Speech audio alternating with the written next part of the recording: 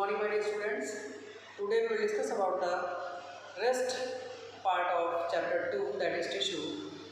बेटा आज हम दूसरे चैप्टर में जो बचा हुआ भाग था ऊतक में उस पर चर्चा करेंगे, उसको पढ़ेंगे। तो बेटा लास्ट वीडियो में आपने देखा था प्लांट टिश्यू या पादप ऊतक में हमने दो टाइप बताए थे, meristematic tissue and permanent tissue, जो कि विभाज्योतकी ऊतक और स्थायी ऊतक के नाम से जाना जाता है। विभाज्योतकी ऊतक या मेरिस्टेमेटिक टिश्यू वो टिश्यू होता है जिसके सेल्स या जिसकी कोशिकाएं लगातार कंटिन्यूसली सेल डिवीजन करती रहती हैं या कोशिका विभाजन करती रहती हैं, और इस प्रकार से कोशिकाओं के नंबर बढ़ने के कारण यह टिश्यू या विभाज्योतकी ऊतक पौधे की ग्रोथ यानी वृद्धि के लिए जिम्मेदार होता है। पौधे में अलग अलग भागों में पाए जाने के कारण इसे तीन भागों में विभाजित किया गया है। It is classified into 3 categories on the basis of its finding place. जहाँ जहाँ पर ये लोकेट करता है, जहाँ जहाँ पर प्लांट में ये लोकेट करता है, उसके आधार पर हम इसको तीन भागों में विभाजित करते हैं, जैसे कि एपिकल मेरिस्टेम, इंटरकैलरी मेरिस्टेम और लैटरल मेरिस्टेम। बेटा एपिकल यानी शीर्षस्थ विभाज्योतकी ऊतक वह विभाज्योतकी ऊतक होता है जो पौधे के शीर्ष भागों में यानी एपेक्स पार्ट पर होता है। एपेक्स पार्ट पर यानी पौधे की टिप पर पाया जाता है। तो टिप पर पाए जाने के कारण ये सेल्स की ग्रोथ को सेल डिवीजन आगे की तरफ ही करता चला जाता है और पौधा उसी डायरेक्शन में प्लांट की ब्रांच या प्लांट की जो टिप होती है वो उसी डायरेक्शन में ग्रो करती चली जाती है। तो प्लांट के एपेक्स पार्ट की ग्रोथ के लिए एपिकल मेरिस्टेम रिस्पॉन्सिबल होता है, यानी शीर्षस्थ विभाज्योतकी ऊतक जिम्मेदार होता है। दूसरा अगर हम बात करें विभाज्योतकी ऊतक है वो है पार्श्वी यानी कि लैटरल मेरिस्टेम। लैटरल मेरिस्टेम पौधे के स्टेम की साइड में पाया जाता है और पौधे के स्टेम के डायमीटर में ग्रोथ के लिए मोटाई में वृद्धि के लिए जिम्मेदार होता है, जिसको हम पार्श्वी विभाज्योतकी ऊतक भी कहते हैं। तीसरा है वो है इंटरकैलरी या अंतर्विष्ट विभाज्योतकी ऊतक।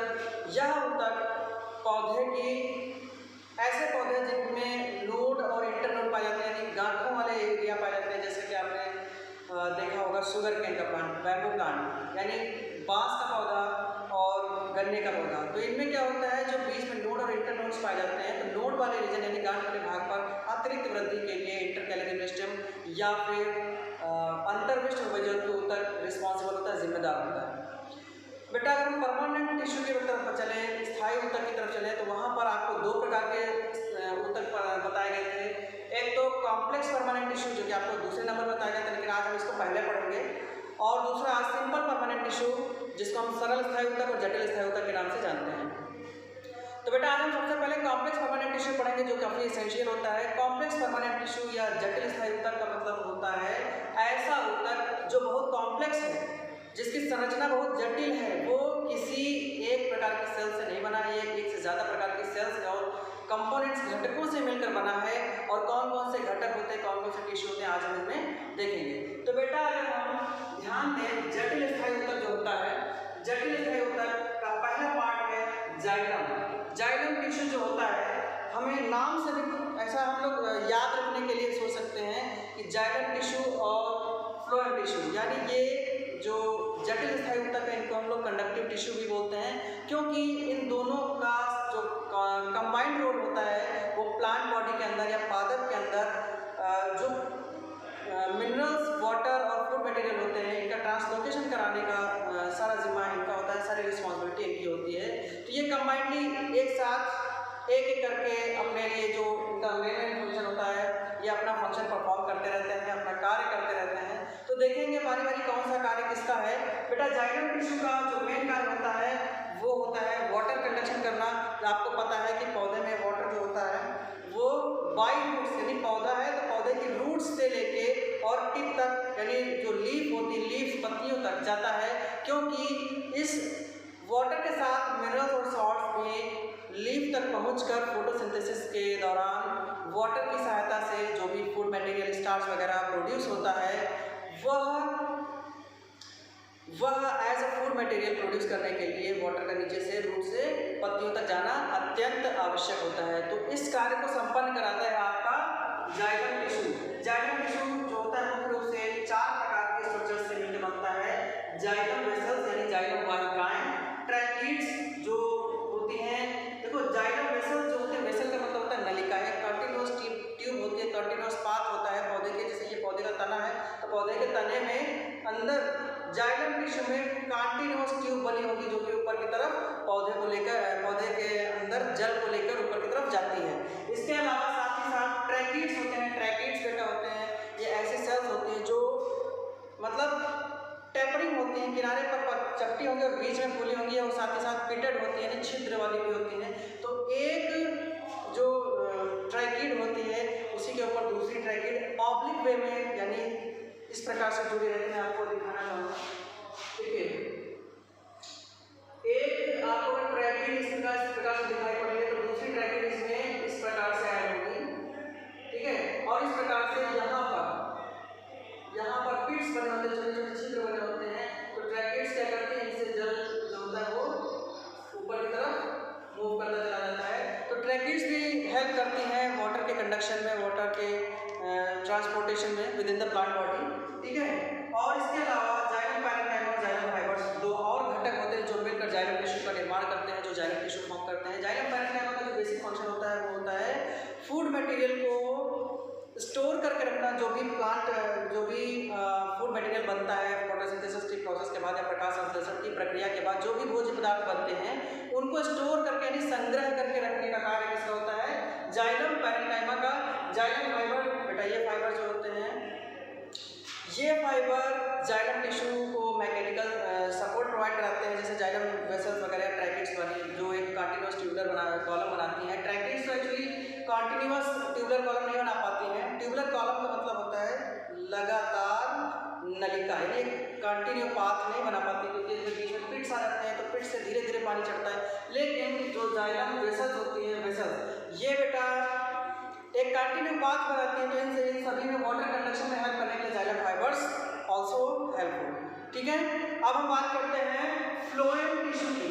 बेटा फ्लोएम टिश्यू भी जाइलम टिश्यू की तरीके से कुछ अन्य कंपोनेंट्स का बना होता है, जैसे कि फ्लोएम पैरेन्काइमा। बेटा देखना पी का मतलब फ्लोएम है, इधर एक्स हमने कहीं पे लिख रखा है, एक्स का मतलब भी, इधर जाइलम है उधर पी का मतलब फ्लोएम है। तो बेटा फ्लोएम पैरेन्काइमा का भी कार्य होता है जो फूड मटेरियल, तो पैरेन्काइमा जो सेल्स होते हैं वो बेसिकली रिस्पॉन्सिबल होती है फूड मटेरियल के स्टोरेज के लिए, ठीक है।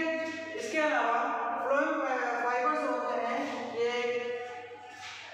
ये फाइबर्स भी फूड के ट्रांसपोर्टेशन में, फूड जैसे बन जाता है लीफ में, तो लीफ में बनने के बाद वो जैसे प्लांट है यहाँ पे लीफ लगी हुई है तो प्लांट में लीफ में के अंदर फूड मटेरियल बनने के बाद वो फूड जो है वो नीचे की तरफ तो ट्रांसपोर्ट किया ही जाता है, साथ ही साथ ये ऊपर के भागों की तरफ भी ट्रांसपोर्ट किया जाता है क्योंकि प्लांट के अंदर हर एक सेल को फूड मटेरियल की जरूरत होती है, हर एक पार्ट को फूड मटेरियल की जरूरत होती है और वह फूड मटेरियल केवल बनता है प्लांट लीफ में, इसलिए लीफ को हम लोग किचन ऑफ द प्लांट भी बोला जाता है, यानी पौधे का रसोई घर, ठीक है। तो ये चीज समझ में आ गई होगी। बेटा फाइबर्स जो होते हैं वो फूड के ट्रांसपोर्टेशन में हेल्प करते हैं, मैकेनिकली सपोर्ट सहारा देते हैं, सपोर्ट प्रोवाइड करा के रखते हैं। इसके बाद आते हैं सीव ट्यूब्स और कंपेनियन सेल्स। बेटा सीव ट्यूब्स जो होती हैं, सीव का मतलब होता है छिद्र, ठीक है, यानी ऐसे ट्यूब्स जिनके अंदर छिद्र हो। ये भी कुछ जाइलम ट्रैकिड्स की तरीके से ही दिखाई देने वाली कुछ जो स्ट्रक्चर्स होते हैं, लेकिन इनमें सिर्फ अंतर इतना होता है कि जाइलम जो ट्रैकिड्स होती है ये किनारों पर टेपरिंग होती हैं, लेकिन सीव ट्यूब्स किनारे पर ऑब्लिक होती हैं, कुछ इस प्रकार से किनारों पर कुछ ऑब्लिक होती हैं, ठीक है। और ऑब्लिक होने के साथ साथ ये पिटेड होती है, इनमें छिद्र होते हैं, ठीक है। तो ये जो होती है कंटीन्यूअस कॉलम फॉर्म करती हैं, लेकिन पिटेड या परफोरेटेड होने की वजह से, छिद्रयुक्त होने की वजह से इनके अंदर से इतनी आसानी से फूड मटेरियल ट्रांसलोकेट नहीं कर पाएगा। इसलिए इनके इनपिट्स भाग को घेरने के लिए, रोकने के लिए साथ में जो कंपेनियन सेल्स होते हैं ये कंपनी देती है, मतलब कंपेनियन सेल्स से साथ निभाती हैं, इनके साथ में जुड़ी रहती हैं ताकि फूड मटेरियल बाहर लीक आउट ना हो, ठीक है। तो आई होप कि आपको कॉम्प्लेक्स परमानेंट टिश्यू की जटिल स्थायु तक कंप्लीटली समझ में आ गया होगा। बेटा अगर जहाँ पे ये जटिल स्थायु तक आपको समझ में नहीं आया या आगे हम जो भी बताया वो समझ में आया तो आप लोग ग्रुप में मैसेज कर दीजिएगा या कमेंट सेक्शन में कमेंट कर दीजिएगा, आपको उसका सोल्यूशन दे दिया जाएगा। क्लियर?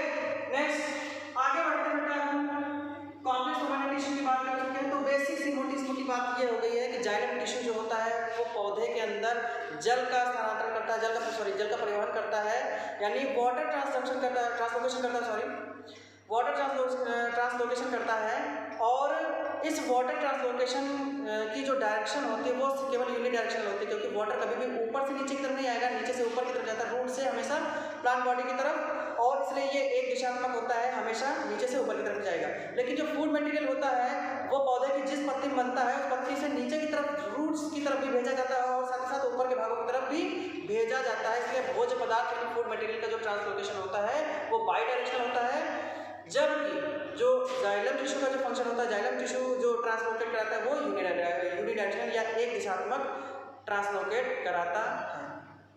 क्लियर? नेक्स्ट आगे देखते हैं सिंपल परमानेंट टिश्यू। बेटा नाम से पता चला है सरल स्थायी ऊतक। देखो सरल इसलिए बोल रहे हैं क्योंकि यह ऊतक एक ही प्रकार की कोशिकाओं का बना होगा।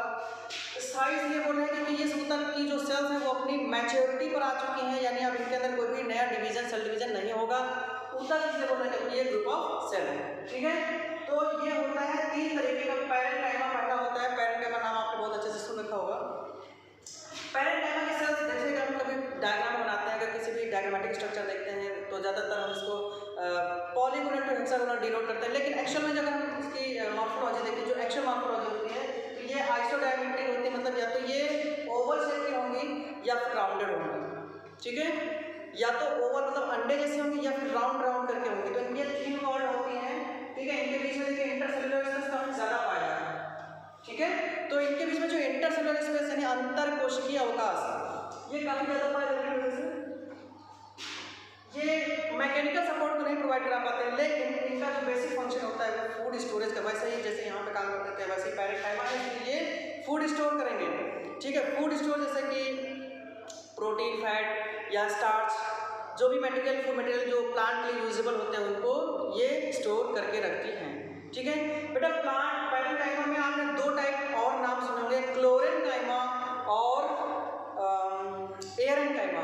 तो बेटा क्लोरेन्काइमा का मतलब होता है पैरेन्काइमा की जो सेल्स होती है ये कभी कभी अपने अंदर क्लोरोफिल डेवलप कर लेती हैं। क्लोरोफिल मतलब पर्णहरिण डेवलप करके ये फोटोसिंथेसिस करने लायक हो जाती हैं, यानी प्रकाश संश्लेषण की प्रक्रिया करने लायक हो जाती हैं, और इस वजह से तब हम इस पैरेन्काइमा का नाम बदल कर क्या बोलेंगे, क्लोरेन्काइमा, CHLORENCHYMA, क्लोरेन्काइमा। आधा का ल और ओ की मात्रा र, ए की मात्रा अंकिम इंद्री, क्लोरेन्काइमा का पे आ की मात्रा छोटी म पे आ की मात्रा, क्लोरेन्काइमा। नाम क्लियर समझ में आ गया होगा। ठीक है, नेक्स्ट क्लोरेन्काइमा का जो दूसरा नाम कभी कभी हम बोलते हैं पैरेन्काइमा का वह होता है एरेन्काइमा। कभी कभी जो जलीय पौधे होते हैं, जलीय पौधों में ये जो पैरेन्काइमा होता है वो पैरेन्काइमा अपने बीच में काफ़ी ज़्यादा स्पेसेस क्रिएट कर लेता है, यानी अपने सेल्स के बीच में काफ़ी ज़्यादा एयर स्पेस बना लेता है, हवा वाली कैविटीज, हवा वाले खाली स्थान। तो उस कंडीशन में हम इसको एरेन्काइमा बोलते हैं। ठीक है, नेक्स्ट है कॉलेन्काइमा। कॉलेन्काइमा में आप देख रहे हैं सेल का शेप लगभग वैसे ही वैसा है, लेकिन इनके बीच में जो इंटरसेलुलर स्पेस यानी अंतर कोशिकीय अवकाश है वहाँ पर कुछ आपको डॉट्स लगे हुए दिखाई पड़ रहे हैं। ये डॉट्स कुछ और नहीं, सेल के साइटोप्लाज्म यानी कि कोशिका द्रव्य, याद आ गया होगा ना, पिछला चैप्टर जाइए, साइटोप्लाज्म कोशिका द्रव्य, कोशिका के अंदर पाए जाने वाले लिक्विड है ना। तो कोशिका द्रव्य में बनने वाले एडिशनल कंपाउंड, कुछ एक्स्ट्रा जो कंपाउंड्स होते हैं वो डिपॉजिट हो जाते हैं कहाँ पर, सेल वॉल पर। ठीक है, और सेल वॉल पर कौन कौन से जो डिपॉजिट होंगे, नाम कहीं पर आप नोट कर लीजिएगा। यहाँ पे कॉलेन्काइमा के केस में पेक्टिन, PECTIN, पेक्टिन और सेलुलोज, ये 2 कंपाउंड होते हैं जो इनकी सेल वॉल पर है, और जो अंतर कोशिकीय अवकाश हैं या इंटरसेलुलर स्पेसेस हैं इनमें डिपॉजिट हो जाते हैं, और इसलिए ये पौधे को यह टिश्यू फ्लेक्सिबिलिटी और थोड़ा सा मैकेनिकल सपोर्ट प्रोवाइड कराता है। क्लियर? आई होप इतना क्लियर हो गया होगा। ठीक है, नेक्स्ट है और लास्ट है स्क्लेरेन्काइमा। स्क्लेरेन्काइमा आधा स क एक ही मात्रा के, और जो क बनाएंगे वो आधा ही बनाएंगे, स्क्ले आधा स आधा क ल लपे एक ही मात्रा र एक ही मात्रा अंकी बिंदी क आ की मात्रा छोटी और म पे आ की मात्रा, स्क्लेरेन्काइमा। ठीक है, स्क्लेरेन्काइमा जो टिश्यू होता है बेटा ये डेड सेल्स का बना होता है। ठीक है, जबकि ऊपर वाले जो टिश्यू लगभग लिविंग सेल्स के बने थे। अब यहाँ पे जो डेड सेल्स का बना था फिर हम इसको 2 में डिवाइड करते हैं। पहला आप देख रहे हैं स्क्लेरेन्काइमा फाइबर्स, और दूसरा देख रहे हैं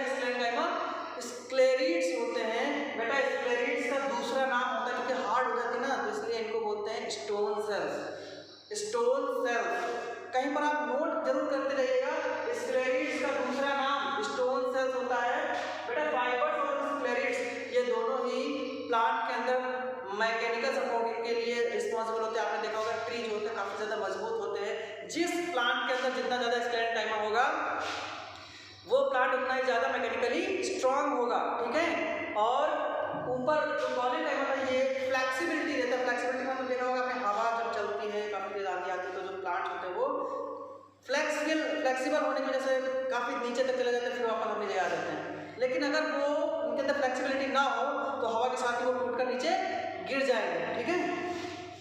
अब स्क्लेरेंकाइमा में फाइबर और स्क्लेरिड्स का अगर हम आपको एक एग्जांपल दिखाना चाहें तो बेटा स्क्लेरेंकाइमा फाइबर का जो एग्जांपल होता है, आपने कोकोनट नारियल देखा होगा, नारियल के ऊपर जो हेयर जैसे स्ट्रक्चर दिखाई पड़ते हैं वो स्क्लेरेंकाइमा फाइबर्स हैं। जबकि नारियल को जो आपने जिससे नारियल पानी वाला बता रहे हैं, ठीक है, जो कच्चा नारियल आप देखेंगे तो उसमें जो upper covering hard woody brown colour की आप देखते हैं ना, जैसे बेचते हुए लोगों को देखते हैं दुकानों पर, तो जो हार्ड वुडी कवरिंग होती है वो स्क्लेरिड सेल्स होते हैं, स्टोन सेल्स होते हैं, देखा होगा आपने कितना ज़्यादा मजबूत होती है वो।